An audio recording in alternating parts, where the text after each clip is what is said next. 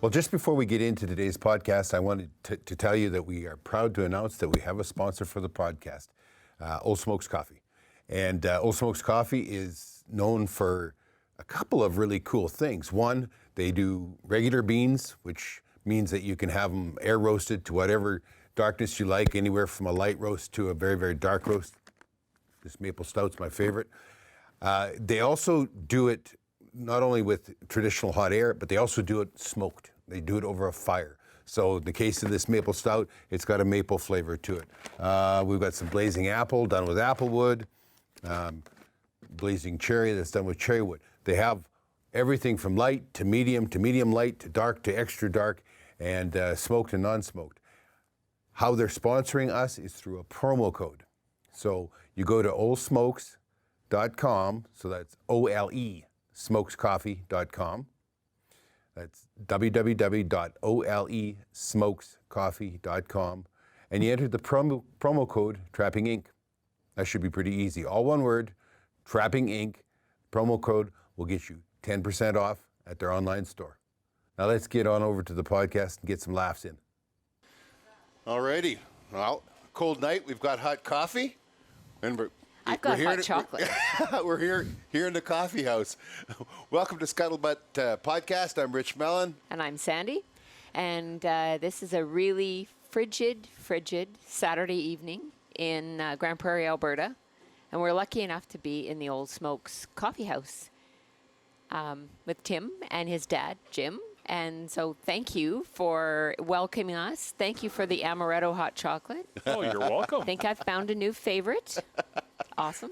This is like, what, day 97 of 40 below? Something like that. Or maybe a week. I'm not sure. It just feels that long, doesn't it? It always feels like it's longer. So first off, and we're going to talk about coffee because I know so much about coffee. I drink so much coffee and I know nothing about coffee. And so I'm very interested in how that all got started. But I want to know a little bit of background. So obviously you're the more mature looking one. You're the one that broke trail. You came up here first.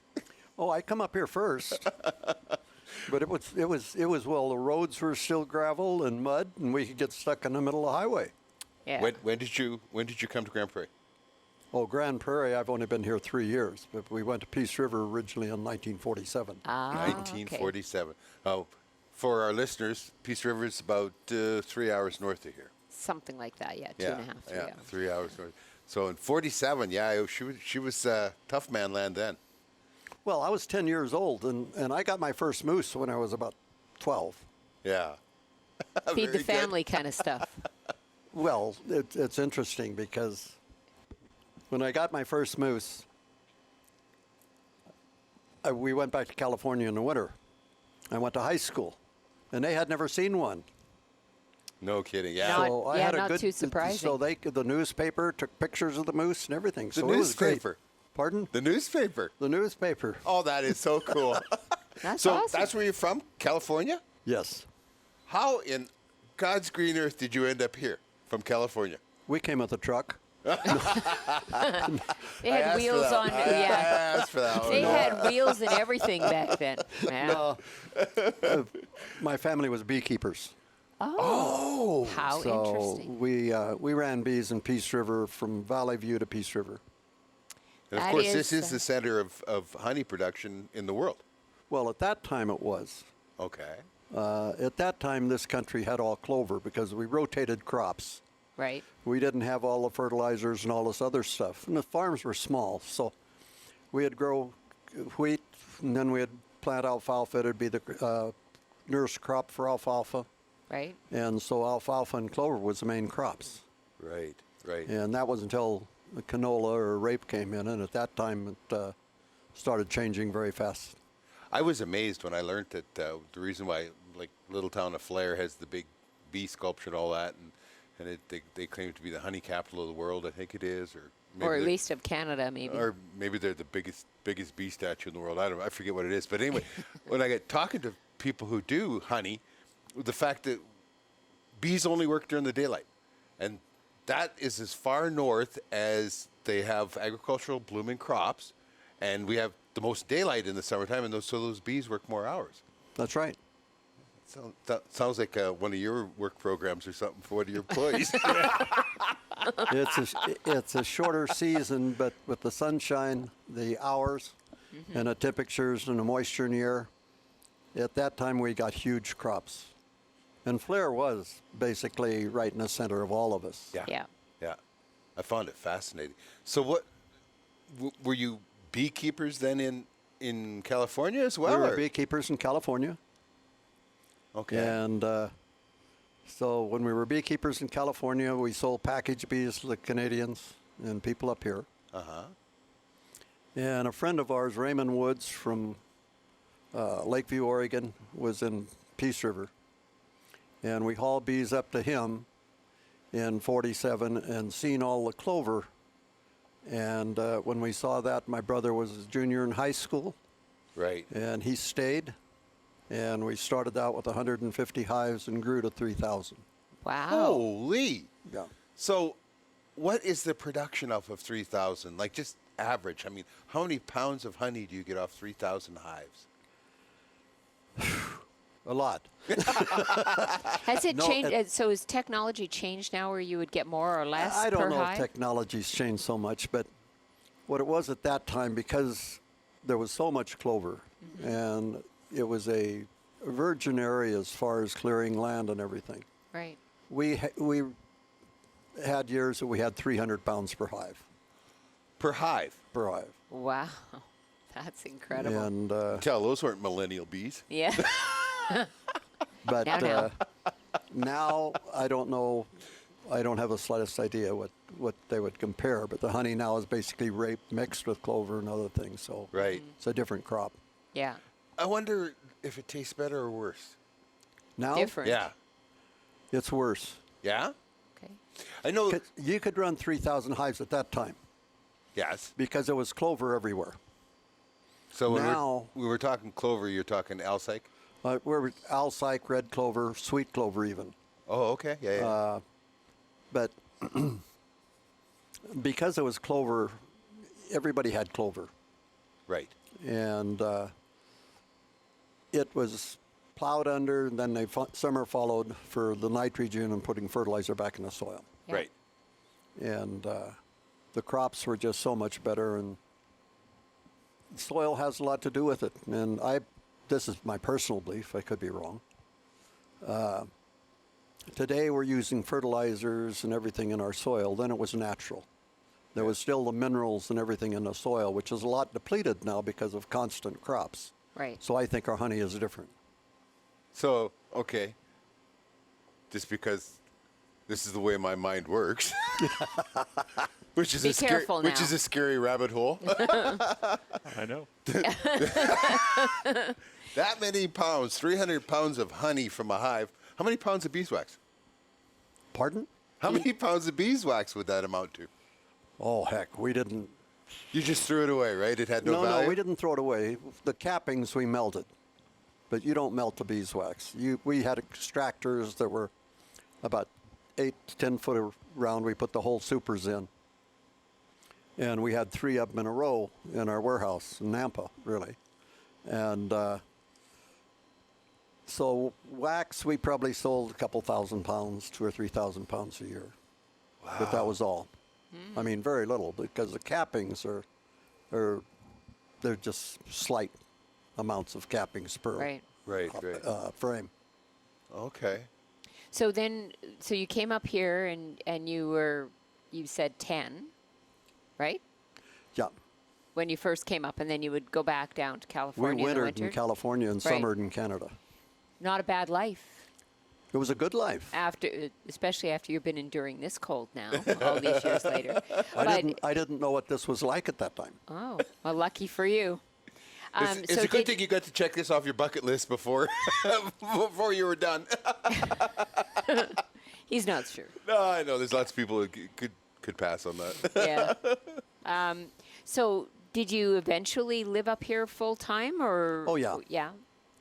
But that's a whole other story. I wouldn't want to get into that whole thing. But, Okay. in 1961, I met my wife in college and got married, and we came back. Okay. We went to school in California. Right. And my family stayed up here. We had the bee business, so We came back, and then she did not like Canada. She was born on a ranch in California. Uh-huh. And consequently, she didn't want to live in Canada. And so we went back to the States and went to school again, back to university. Okay. And then I worked for General Motors for a while. And in 1965, I said, we're going back to Canada. Oh, okay. And by since- then there was children? Nope. No? No. With that, all our two oldest boys were born in Peace River. Okay. And Tim was born in Abbotsford. But the problem with having children, see, up here at that time, you could always tell when it was a cold winter. Yeah. It's a whole crop of kids that were born later. Anywhere from July on, kids started popping up. It's like the little town where the train comes through at 5 in the morning. Yeah. You can't go back to sleep, but it's too early to get up.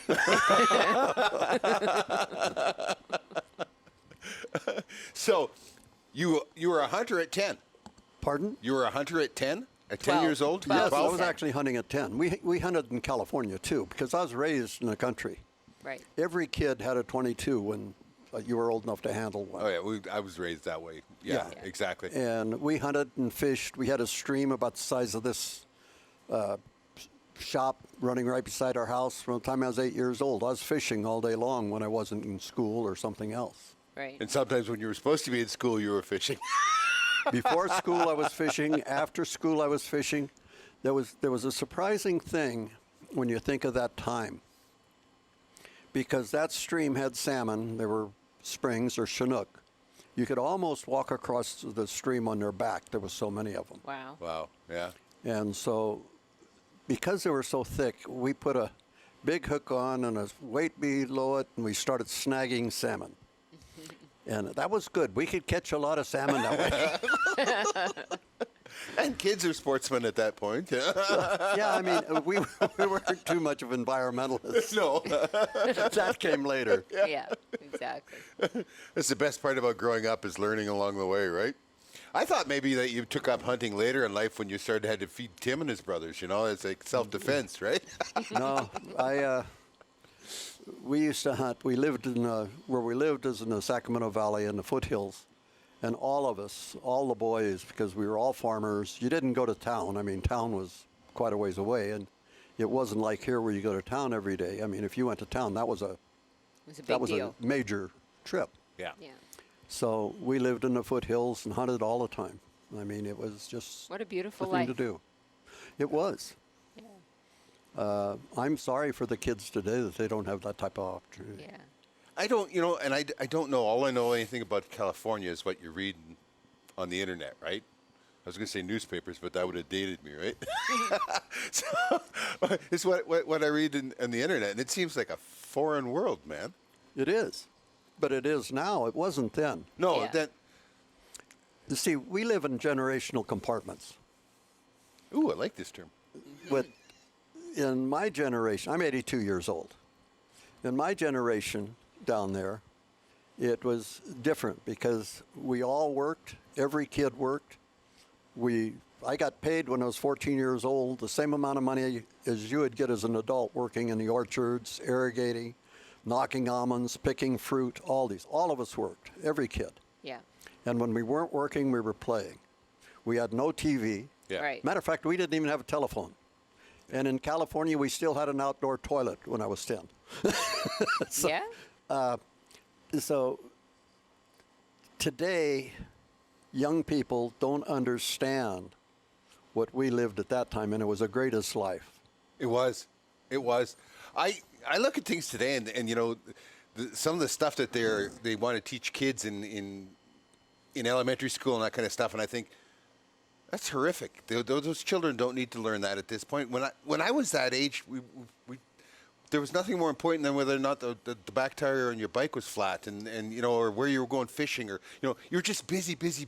Oh, and yeah. And if you were in town, you know, I mean, when we were out in the bush camping and that, or vacationing in the bush, it was a different story. But if you're in town, when the streetlights came on, you had only 5 minutes to be home. That was it. But nobody worried. You know, your parents weren't out chasing around wondering where you were. You didn't have to have a phone on you to be checking in all the time. It was such a different life. Today, people have been charged for having their kids walk to school on their own. You know, that's child abandonment. And we all walked to school. Oh yeah. I mean, I didn't walk to school. I actually ran to school. Every day I'd run, and all of us did. Every kid was an athlete. You know, obesity, there was a few, but very few fat kids. Yeah. Most of them were thin and athletic. I think part of that though is you know, we talk about it when we were kids. We got pop once a year. That was at Christmas time. You'd get a glass of pop. That was it. It was a very, very special Well, treat. Our parents would buy mix. Yeah. So And we'd you had say, your choice "Dad, of ginger ale or Coke. You know what I mean? Dad, can we please have a little bit of, and we'd get, you know, it wasn't even a glass. It was kind of like this, right? Yeah. And Yeah. it would just, I mean, yeah, it's different. Today it's whatever you want, whenever you want, right? Well, yeah, but the difference was now you can buy everything. Yeah. At that time in the 40s, we had what they called, what was it? You had to have rationing stamps. Right. You couldn't buy sugar. So, and because you couldn't buy sugar, you didn't have all this sugar going into you all Yeah, the time. exactly. There's a lot of things you couldn't buy because of the wars Right. Right. and stuff. Now, Everything's sugar available. is like my father used to say. He says, the Chinese had opium, we got sugar. Yeah. He's right. Yeah. He's And, right. It's very addictive. Oh, yeah, it's extremely Yeah. addictive. And, but we don't think of that. No. So The average person eats about 120 pounds of sugar a year, and they'll tell me I'm a liar. Oh no, I've read that statistic elsewhere as well, and it's really horrific how much we consume of that sort of thing. Yeah, we don't think of it. And almost every food we get out of canned food, it's got sugar in it, so it tastes better. Yeah. yep. All our drinks have Yeah. sugar in it Yeah. because it tastes Yeah. better. Absolutely. What I got to ask, what was hunting like back then in California? Was it good hunting? It was excellent hunting. What did you hunt for? Deer, Deer, that was it. mainly deer. Well, we had a lot of coyotes, Yeah. but we hunted coyotes different than they do now. Not at that time, about a little bit later. We hunted coyotes with airplanes. Oh, yeah. Yeah. There must have been a lot of coyotes. Well, there was a lot of coyotes. Yeah. Yeah, that has quite a history, gunning them from airplanes. Now they do it from helicopters. Yeah, that's Well, quite we didn't use helicopter. We used a Taylor craft. Yeah, And most people don't know what that is. But it'll fly 25 miles an hour backwards if you got a strong wind.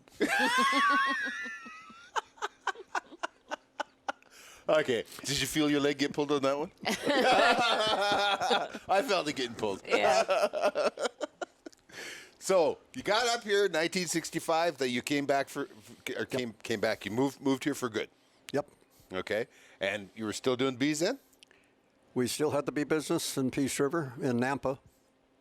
And in 1951 or 1970, the co-ops, Alberta Bee Pickers co-ops in Edmonton offered us 1 cent a pound for our honey. And I sat around a table like my folks like this, and I says, I'm a better salesman than that. We're not going to sell it.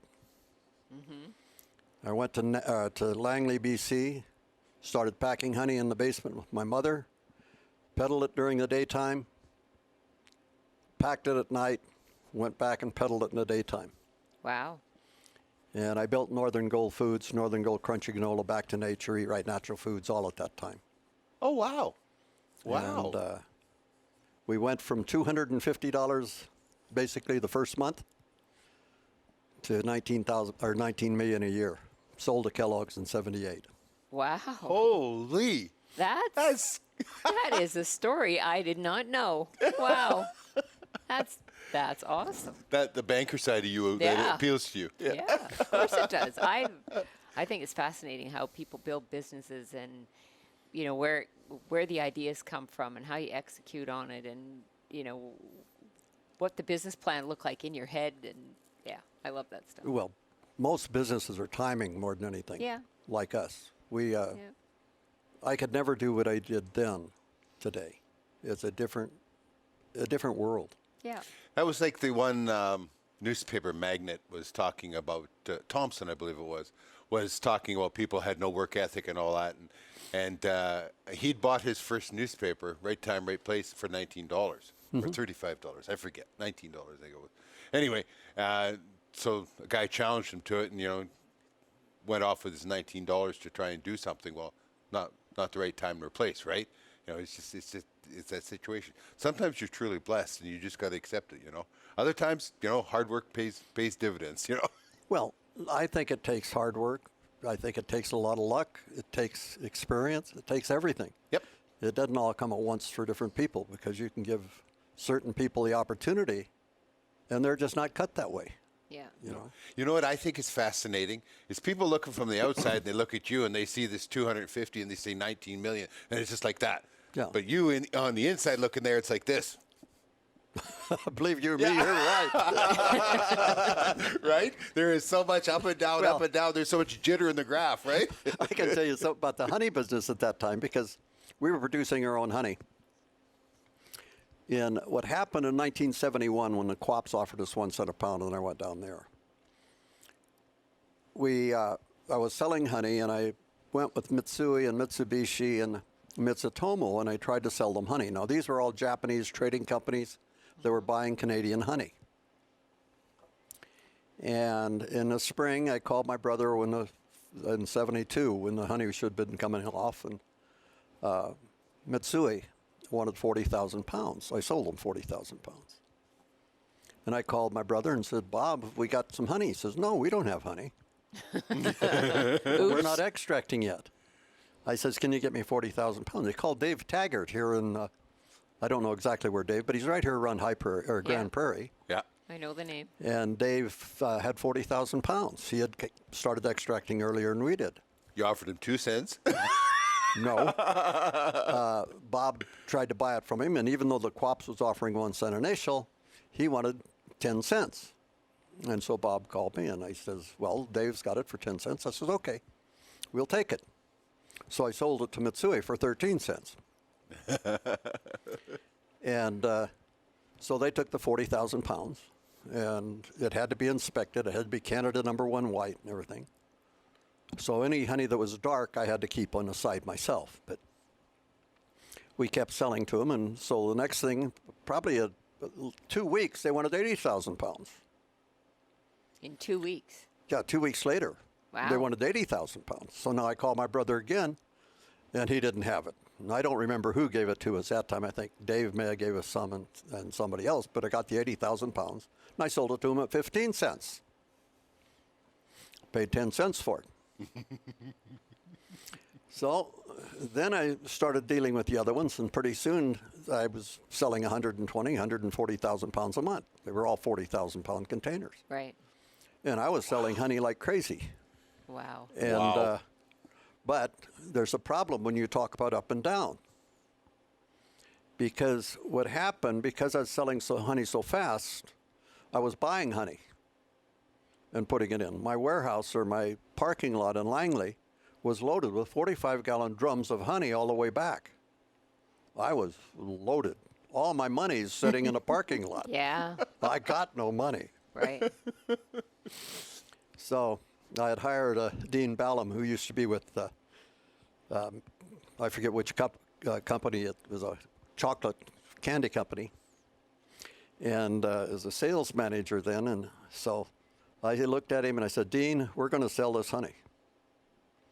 And I went down to Silverbow Honey at Snohomish, Washington.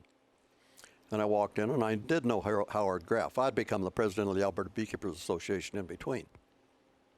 And I'd met Howard, and I sat down with Howard, and I said, Howard, I got 500,000 pounds of honey to sell.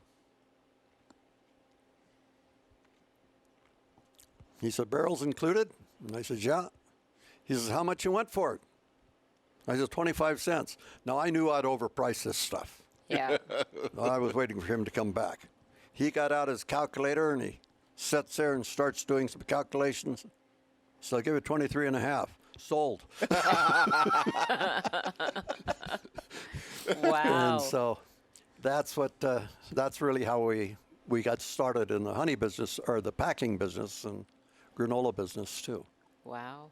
That's So about this time then, Nope. Tim come along? He come along in 71. Yeah. Okay. But he was thought of and started in Nampa. Oh. You got some roots back here, boy. All right. That's why I came back to Alberta. He came home. Yeah. So then moving on to you and your career then. You grew up in Langley Well, area? until I was about 9, and in Okay. 1980 we moved to Oklahoma. Yep, for a while. Oh, wow. And what was in Oklahoma? Exactly. Oh, The oil business. Dad went down there, had a few rigs, and When I sold out to Kellogg's, yeah. I had drilled an oil well in Oklahoma that came in real big, and I figured, okay, I was paying for itself every 60 to 90 days, and it was a fairly deep well, and I figured, gee whiz, we'll keep doing this. So took the kids down there, bought 3 oil drilling rigs, and lost our shirt. So when is this? What was What it? year? What year? 1981? 1981. 81. Yeah. What did it cost to drill a well then? Actually,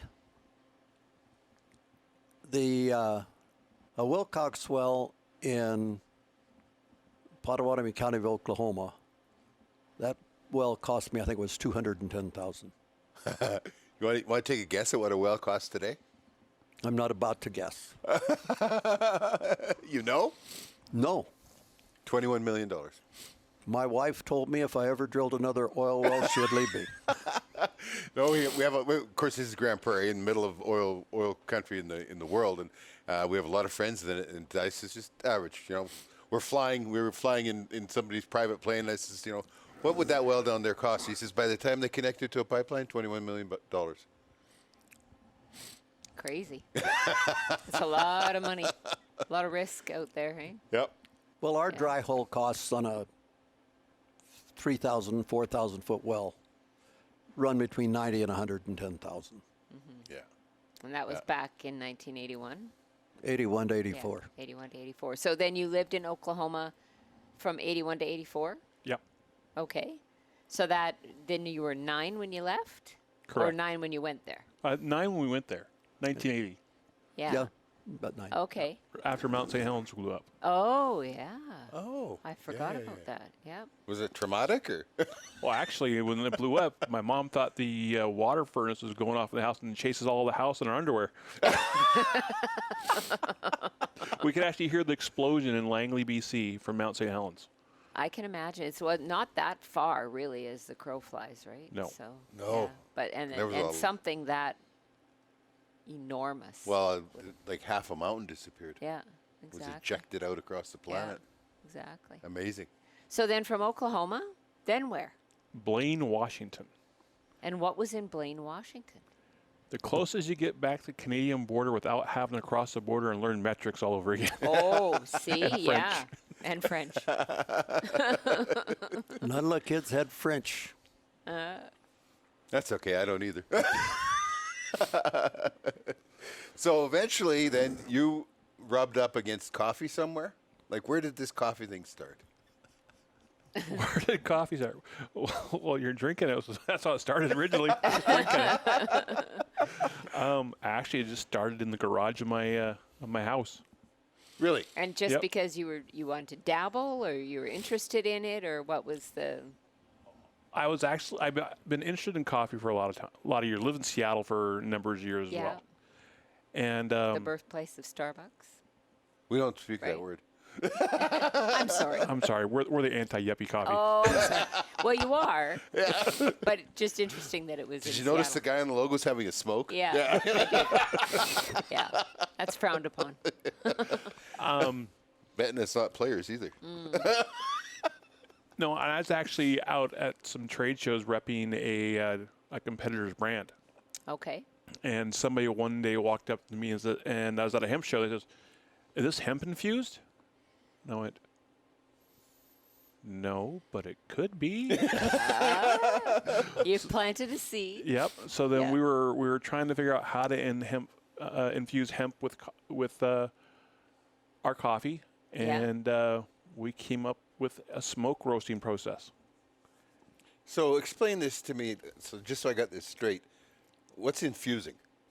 We're actually infusing the wood smoke in with the coffee through the roasting process. Okay, and so in this case, the wood would be hemp.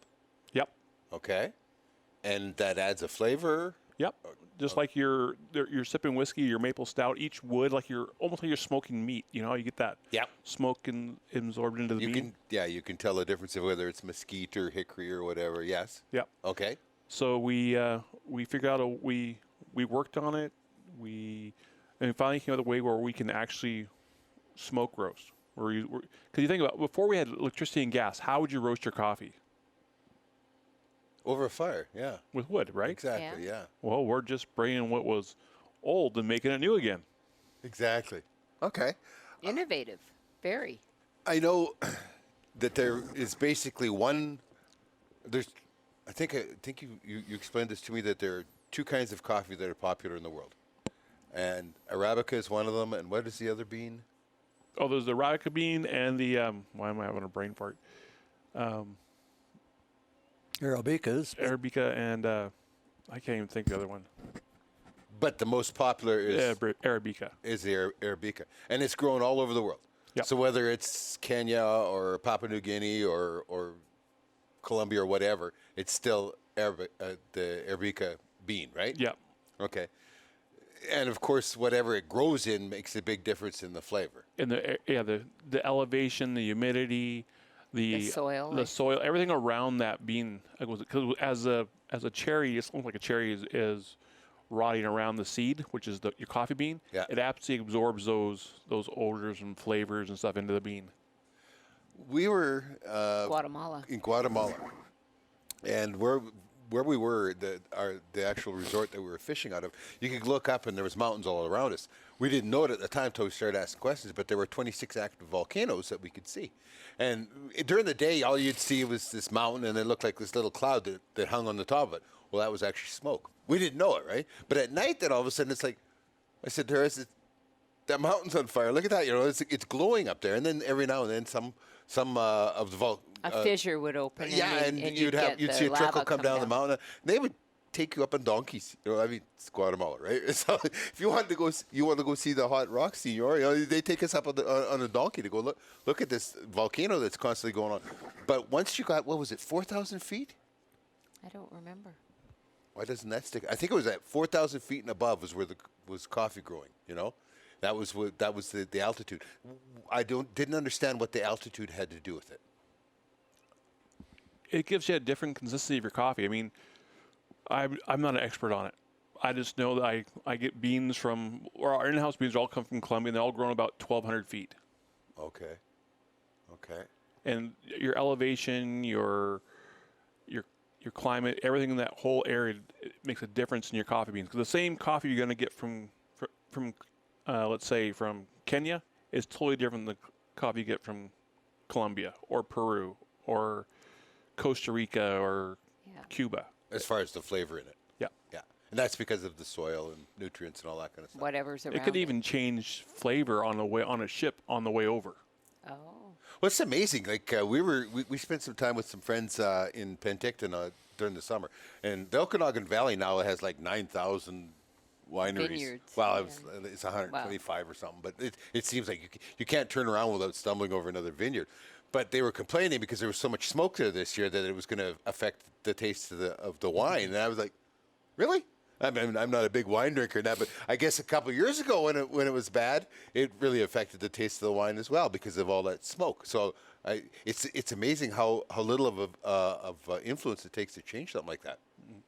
So you've got, I forget, 16 different types of beans here? 7. Well, why am I looking at 16 over there? Well, you're looking at 14. Oh, okay. That's not 7. The reason being is that they're the same one stacked on top of each other. Oh, okay. Because we go through so much Peru, it's so hard to change out. You know, halfway the day, just go and bring in a new batch of Peru in. So we just once one bin's finished, we just move it down. Okay. Oh, okay. And that's a neat thing. Those are raw beans. Correct. And you take and roast them right here on the while a customer's standing, waiting, you roast them. I was fascinated by the roasting process, and you said, a lot of people, I believe you said that you started yourself roasting it in a hot air popcorn maker. Yep, I did, and I made the mistake of trying to roast coffee in my oven. Oh, Oh, what happens when you do that? Your house smells. It'll start smoking, and Oh, that smoke good. fills the house, and I got in trouble from a few people. I got in trouble. I think my dad remembers that one. I can imagine. So, what like a hot air popcorn maker just doesn't get hot enough. Right, and it's not consistent enough. Okay. You need to keep that consistency. So it's the temperature. What is the temperature that you roast at? Depends on what type of roast I'm doing. If I'm doing a light roast, it's going to crack at a lower rate, about 350 degrees. I'm doing a real dark roast, I'm going close to 600. Okay, explain crack. As the bean expands, it will pop because the beans it's Like popcorn. yeah, it's Yeah. like popcorn, but it actually expands, and so the first crack is where you get right to the light roast, and you'll hear I call it a dud crack, so it's like a pop. Yeah. When you finally get to your second crack, which you're getting to your medium and dark roast on up, it'll actually make like a high pitch crack. So Okay. you actually hear the difference in the cracks okay. in your coffee as you're roasting it. Yeah. Yeah. Because we use an airbed roaster, so you can actually hear it as and watch it as you're roasting. Yeah. It was fascinating. And you said you start with a pound of beans, and by the time you roast them, you end up with about 12 ounces. Right, you lose about 25% because you're losing the water weight. Right. I was just astounded. So it's all based on at the time and temperature they crack. So like the first crack, it takes, I forget what you said, 8 minutes to get to the first crack for a light roast? Yeah, it depends on how fast I roast it as well. Oh, okay. So because I can gradually turn the heat up, or I can just hit heat right off the bat. Okay. And I like to ramp it up slowly. So it'll take about 8 minutes to 15 minutes towards the first crack. What's the advantage of ramping it up slowly? It just your different flavor comes out of the bean. Does it have is there a difference in how you infuse then too because of the time? That's a The different smoke roasting process. process is a total different process. Oh, okay. We're just talking about what they're doing here. Oh, all right. What they do in store. So once you get to the first crack, then you get it to the second crack, then it's by time after that how dark of roast it is. Correct. Okay. So like sipping whiskey is one of your most popular dark roasts. It is. And it's how many minutes past the first crack? That's a trade secret. Okay. That's like how many rhinos are on the property. Yeah. Nobody's going to talk about it. We're in South Africa and there's rhinos running around, and I ask, how many rhinos are here? Well, I was in trouble because they don't say. They don't say at all. Okay, so it's all on the amount of time until you get down to your ultra dark roasts and that, and you're actually getting closer and closer to actually burning, right? Correct. Okay. So now that's what you do here when you do your infusing, which you work with like apple wood and cherry wood and Hickory. maple, whiskey oak. We're doing another one with alder and maple. Well, another one with alder. We're always experimenting, trying to find which wood makes a better. How fun. Yeah, it's a constant experiment because Yeah. you could do a lot of sampling. I love coffee. That's the one. That's my deal all over the world. I don't drink. Coffee is the only thing that I drink, and I have drank coffee everywhere. Some places disappoint the heck out of you, like the Blue Mountain stuff in Jamaica. Disappointing, really disappointing. Well, again, it all comes down to how you roast that bean. Yeah. Yeah. I mean, the way that someone else might roast it is going to be totally different than I roast it. Yeah. And you're going to get two different flavor profiles just by the different roasting processes. Well, all I've ever had is the Blue Mountain that you buy in Jamaica, and that's all controlled by the government. Because they all have the same identical packaging and all that. It comes out of it's a government-controlled facility, so it's all done the same, right? It's not obviously all done right, Well, no, but also different elevations and stuff will actually produce different coffees, different flavors of coffee. So you may have got a batch that was from a different place than you would have got the next time. Yeah. Right. True. Could have been. Yeah. So then here you have another facility that's not in Grand Prairie that you do all of that. Yeah, we actually just our mail orders going so well and stuff right now. We're actually built a new roasting facility in Rycroft. Ah. We bought a 10,000 square foot warehouse there. Yeah. And I would have bought it in Grand Prairie, but the property taxes and the real estate market is just so expensive. For for $2 million here, I can get for an hour from town 160,000. Yeah. It doesn't make any sense. No, economically it doesn't. And the difference in property taxes is more than my gas that I'll save. Yeah, I know. I mean, but that's the problem with socialistic governments in municipality. That's a whole different story. And she's kicking me under the table not to go into it. So that's a rabbit hole we don't need to traverse. So when you roast these, does it take a different amount of time when you're smoking? It must. Oh yeah, because you want to smoke. Yeah, it's a slower process. Okay. So, and even our temperatures we do our temperature changes differently as well. So it increases over time versus, a lot longer process. So that smoke is actually absorbed by the bean. Right. And it's amazing because I'm doing a series right now on smoke tanning moose hides. Mm-hmm. And that, just when they get down to the smoking part, is an art form. Like, how careful they are and what all they have to do so that it's all uniformly colored. And the color comes from the smoking. So there must be a lot of stirring or raking the beans around. I don't know. Rake? I don't know. What do you use? We turn our beans. Is it manual or do you have an automatic process? It is all done by person. Oh, okay. Ooh. So each we micro roast. We don't do large batches where you put in a big vault and do it. You don't get the consistency. Right. We've tried it a lot of different ways, and we find that micro roasting is actually the best way to do it. Okay. So a micro roast, to some people that's a handful of beans. To others, it's like a 5 to 10 pound batch of coffee at a time. Oh, really? Okay. Yeah. That is very small. That's a lot of quality control. Yeah. And it is very specific in how we do it. And how many people do you employ out at your warehouse to do all that with you? One. Oh, you're looking at him.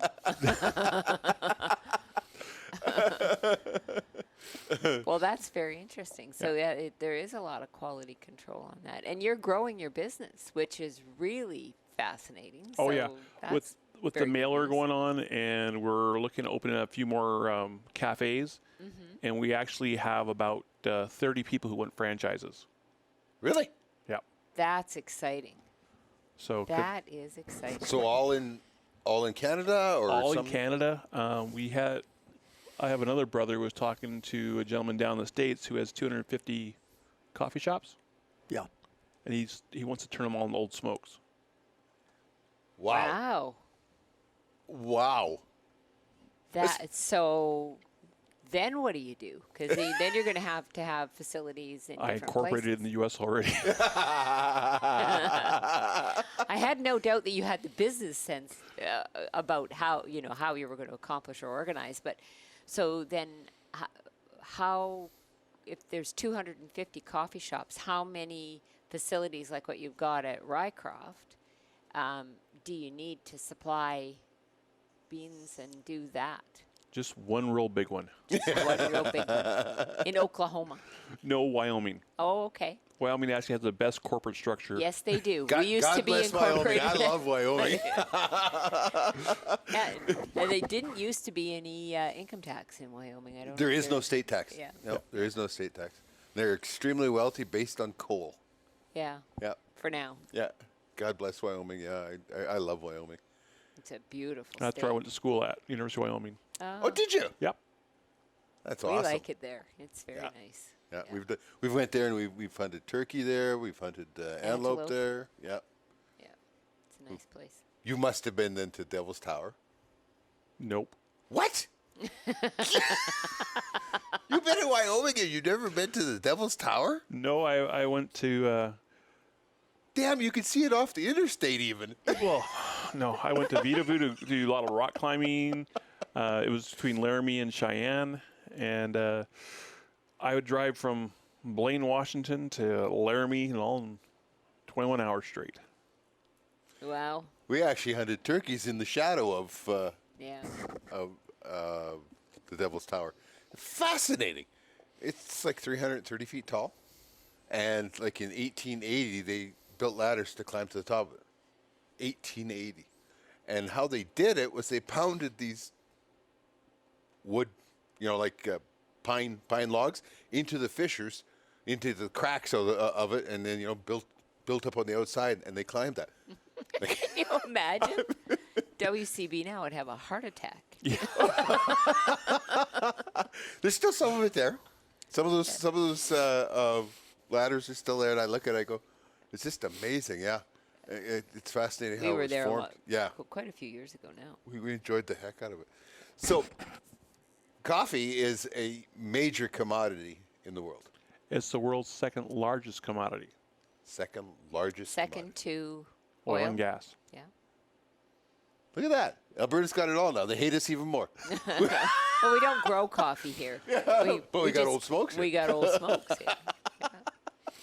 That's a nice story that something like Old Smokes started here. Yeah. That's cool, and it's going to be big. Yeah, before, I mean, all we were known for was 214 place. Grand Prairie. I Yeah. think we were known for a few other things other than that, but yeah, it's all good. So plans are moving forward. Things are going well then. Yes. You're happy with developments. It's sometimes a little overwhelming. It's got to be like, I mean, we haven't known one another very long. I mean, we bonded pretty good in a deer stand earlier this year, but I'm sure that our laughter kept the deer even away from your dad, and he was a mile away. So Oh, we even bonded over hunting gingerbread. I mean, Oh, candy yeah. canes. that's right. Yeah, the candy canes Yeah. and gingerbread man. and then I mean you're telling me some of your dreams and or your plans and I told Sandi, I says he's got a lot on his plate, man, and it's fascinating how much has come about so fast. You've got this facility, you have another one you're building right now in Grand Prairie. Yeah, we there's a place we have signed a lease on it. It's coming right where the old Smitty's building was. They tore it down. They're building a new one. We're looking at putting our one there. We also bought property in Hythe and Spirit River to build Old Smokes on. And there might be a third or a fourth here in Grand Prairie as well. And we also have one going in Opassic, Ontario. Really? Yep. That's cool. And so why And Opassic, where's Ontario? Opassic? If you Opassic, can find it. yeah. Well, I was going to say I don't recall hearing that name before. So where? It's in between Hearst and Kappa Casing, Okay, so still don't know where it is. way up north. Okay. I was going to say Kappa Casing's a long ways north. You were quick on that. Oh, still don't know. It's on the truck route. It usually gets really busy during the winter months Yeah. because the truckers go around the lake, not by the lake, because all the ice buildup. Yeah. And Okay. I have a cousin back there. How Okay. exciting for you. You must be just pumped. I mean, and it's funny. It's funny that the number one commodity in the world runs on the number two commodity in the Yeah. world. Because I mean, the oil patch runs on coffee. Well, there's lots of various franchises around here, but it's exciting to be ground floor. This is cool. Your flavors. What's the number one flavor? Sipping whiskey. Sipping whiskey. For now. Yeah, I know. Well, we just came out with our Stout Maple in Yes. December. Yeah. What I just had here. This So- is awesome.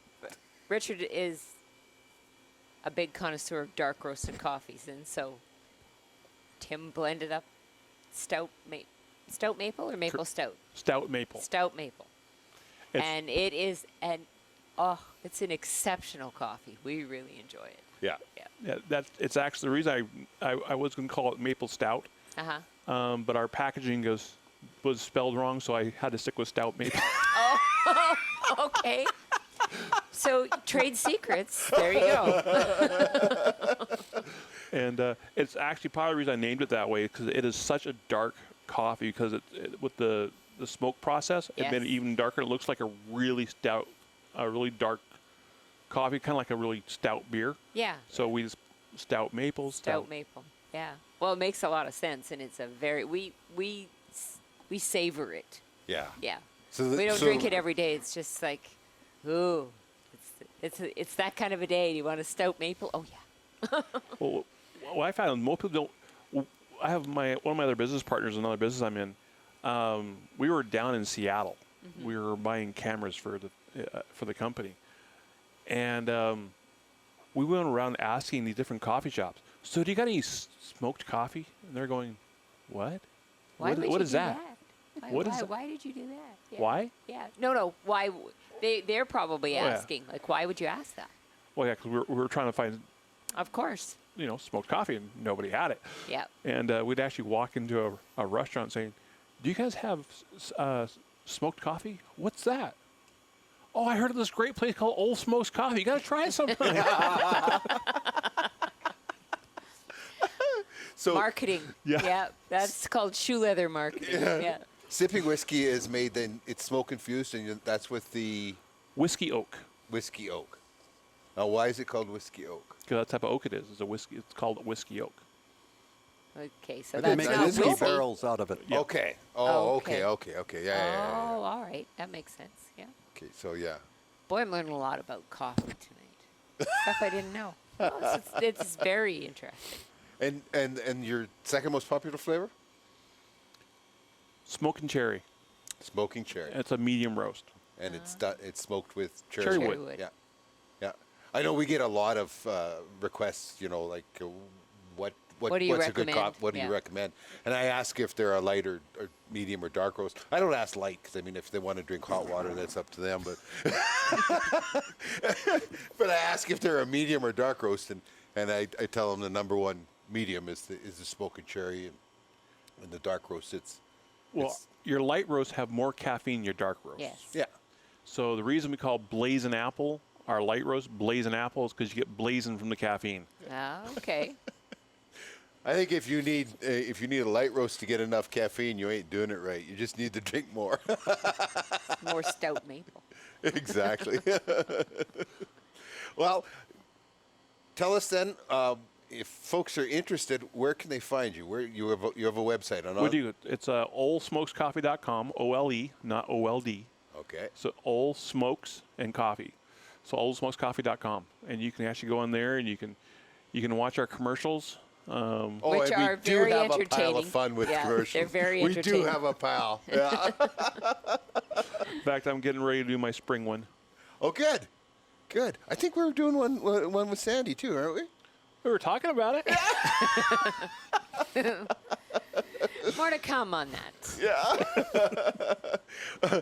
Gentlemen, it has been a pleasure. I'd like to thank you very much for taking the time to Sandi? sit here in the fine coffee shop Hi. Whoops. and tell us about coffee. That's amazing. The funny things the things you get to learn about in the outdoor world, Yeah, huh? exactly. And on your website too, you do custom packaging and things like Yeah, that. we too, can right? actually, if you like, we're doing one now. We can do 2-ounce packages. Yep. And we can actually put your picture on the front of it, or if you have a special event or something like that, like for a wedding gift or Right. for a wedding announcement, you send them a bag of coffee because half the population drinks coffee, so you're going to Yes. get at least 50% of them enjoy it. I think it's very innovative and very creative on your part, and I'm really excited to see where this goes for you. That's right. You told me that you actually custom roast and package for people that want their own coffee to sell. Yep. Yeah. Yeah, Yeah. we did Yeah. one for we do one right now. We're doing one for Golden Guns and Tackle out of Beaver Lodge. Yes. Yeah. We do the Grassroots Foundation Yeah. because we believe in giving back to our local communities. Yes. That's one of the things that, our community supports us, so we want to support our communities. That's very important. And you did some really nice things at Christmas time too, so thank you for that. Yeah. And so we grassroots, and then being a veteran myself, and my dad's also a veteran. We also have a blend called Wounded Warriors for Wounded Warriors Canada, and we are up front. $3 from every bag of that goes to our Wounded Warriors. Oh, Awesome. that's something I didn't know. So congratulations on that. Thank you. Thank you. That is a big deal. There you have it. Olesmokescoffee.com. Olesmokescoffee.com. See, my cup's empty. That's the problem. That is the problem. Thanks for being here on this cold, frosty night. We're glad you could join us. Thank you.